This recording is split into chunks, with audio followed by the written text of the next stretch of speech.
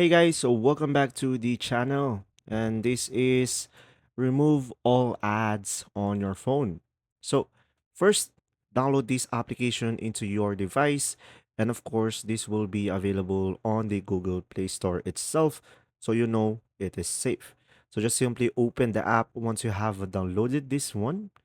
And now it is a very simple application, guys.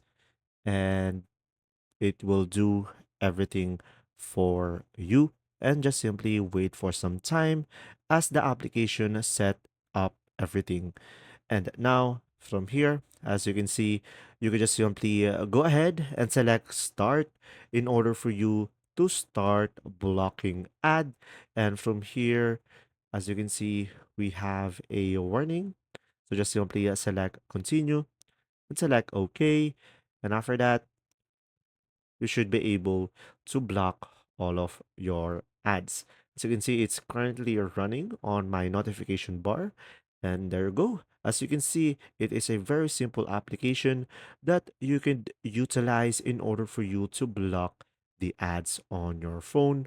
So pretty much it is a very simple app that you could use. And there you go. I hope this video helped you understand more. If you do, leave a like. Thanks for watching.